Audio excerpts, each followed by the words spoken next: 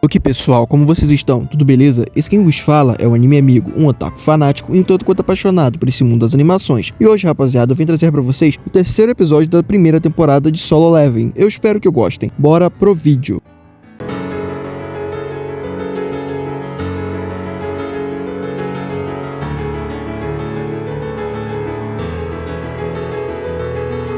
Rapaziada, o episódio começa com o Jun-Woo nos seus últimos suspiros e o cara acorda assustado numa cama de hospital. Tipo quando a gente acorda pensando que tá caindo da cama. Ele checa os braços e as pernas e confere que está tudo no lugar e fica sem acreditar em tudo que ele passou no episódio passado, né? No caso, na sala lá com as estátuas. Dois homens da associação de caçadores entram e querem levar um papo com ele sobre o que tá acontecendo com ele e o que aconteceu dentro daquela dungeon dupla. E explicam que o Jun-Woo dormiu por 3 dias após ser resgatado inconsciente naquela caverna que eles passaram para chegar nas estátuas. Os caras também comentam que o líder do grupo vai ter que se aposentar pelos ferimentos. O Rei ficou tão traumatizada após aquela dungeon que ela não quer sair do quarto dela. E depois disso, os caras vêm com o papo que talvez o Jun-Woo tenha tido um despertar duplo e trazem aquele equipamento de medir o despertar dos caçadores para poder tentar ver se isso realmente aconteceu. E para quem não lembra, os caçadores despertam apenas uma vez e permanecem no nível que despertam sem chances de upar para um nível superior. Mas aparentemente, em raras ocasiões, tem alguns caçadores que conseguem um segundo despertar e podem até upar de nível nesse segundo despertar. E bom, os caras medem a mana do Jun-Woo e o medidor acusa que ele tem 10 de mana. Eles dizem que se enganaram e ainda temos uma informação que um caçador de nível E tem no mínimo 70 de mana, e o que já é bem considerado muito baixo. E eles saem do quarto do Jun-Woo e vemos que ele passou a enxergar uma tela de game na frente dele. Ele lembra que viu a mesma tela momentos antes de quase morrer e que ele ainda não entende como esse treco funciona. A irmã dele entra no quarto toda afobada e começa a dar uma comida de rabo nele, por ele ter quase se matado, de novo. E ele conversa com ela e pergunta sobre tela de game e essas coisas, já que aparentemente ela era uma viciada em games. Ela responde e vai embora, dizendo que tem que se apressar. O Jun-Woo começa a mexer na tela e vê que tem várias mensagens e uma especial era de uma quest que ele tinha que cumprir. Do contrário, ele iria ser punido. Ele caga pra quest e vai tirar uma pestana. Vemos aqueles dois homens antes avisando que o Jun-Woo não teve um despertar duplo, e um figurão da associação diz que mesmo assim era pra eles continuarem de olho no Jun-Woo, dada essa situação atípica. Quando o tempo da quest zera, o Jun-Woo acorda com um terremoto e meio que é sugado para o lugar deserto, com uma lacraia gigante. Que bom, que era o rabo dele. Aquela tela de game diz que a punição dele por não ter cumprido a quest era sobreviver, e ele fica com cara de quem tá com vontade de cagar enquanto corre desesperadamente dessas lacraias. E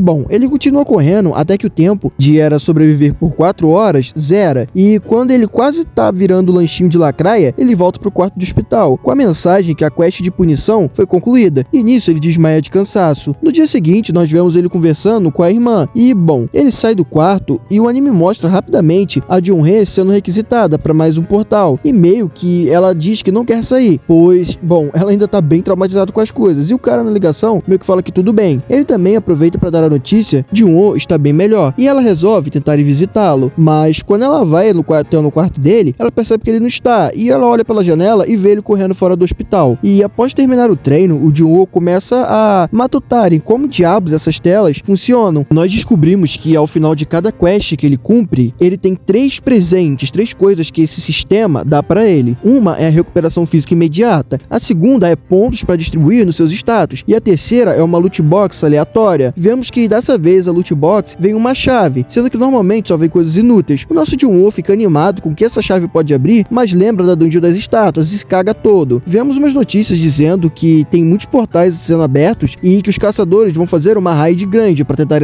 erradicá-los. Também temos a informação sobre a doença que deixou a mãe do Jun-Woo de cama, que no caso é relacionado aos portais. Nesse caso, algumas pessoas, após uma exposição prolongada à mana, adquirem essa doença, que as deixa em coma e posteriormente as mata. Junto desse flashback, nós vemos o despertar do Jun-Woo e as primeiras missões dele, tomando um pau até pros bichos mais fracos. O Jun-Woo, depois de lembrar disso tudo, decide ir nessa dungeon especial, que no caso a chave libera. E chegando no local, que é uma estação de metrô, ele usa a chave e percebe que não tem como sair da dungeon até finalizá-la. Ou usar um tal de cristal de TP, que ele nem sabia o que era. Ele realiza que já tá na merda e vai tentar a sorte, já que não tem outra escolha. Ele dá alguns passos dentro da dungeon e dá de cara com um trio de goblins. O Jun-Woo consegue desviar dos ataques dele e abatê-los, numa cena de luta que até ficou legalzinha. E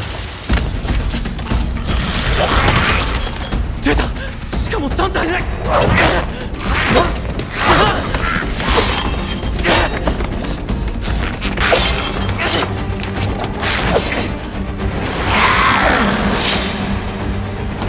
Depois desse perrengue todo, ele nota que ficou bem mais forte. Porém, como tudo que tá ruim piora, um Lican aparece e, bom, quebra a arma dele, que ele tava usando, em uma mordida. O Junwo fica tão cagado de medo que nem consegue se mexer, e o bicho não para de atacá-lo. Ele tenta desviar como pode, e o anime se encerra nessa ceninha bem legal.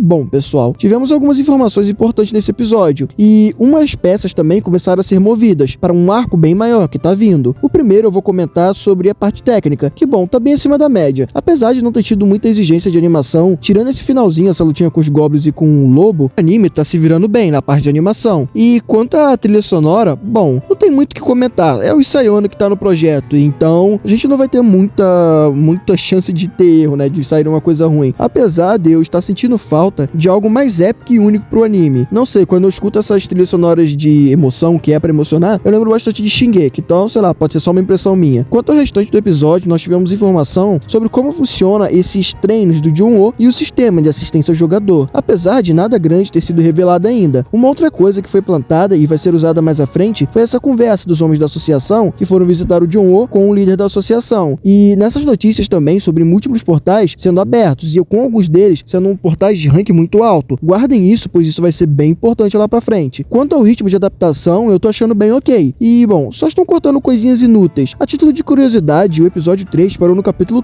12. Então, podem começar a partir do capítulo 3, que vão ter alguns repetecos, mas a história segue daí mesmo. Só lembrando que está num ritmo muito bom, pois histórias coreanas, diferentes de mangás, são feitas para leitura vertical e tem muitos quadros de cenas assim que não tem nem diálogo. E o espaçamento deles também é enorme, por isso que os capítulos ficam, bom, longos. Bom, vamos esperar, né? Eu ainda não vi quantos episódios esse anime vai ter, mas provavelmente deve ser 24. Não acredito que eles vão fazer apenas 12, mas vamos esperar, né? Pra ver até onde a obra vai chegar. E é isso, pessoal. Obrigado por assistirem até aqui. Se gostaram do vídeo, considerem dar um like e se inscrever no canal. Não custa nada pra vocês, mas ajuda muito esse otaku a tentar viver do seu hobby favorito. Considerem também dar uma olhada no TikTok e no Instagram do canal, onde eu posto memes, vídeos curtos e outras coisinhas mais que eu não consigo postar aqui no YouTube. Obrigado por tudo e até a próxima. El Psy com Gru.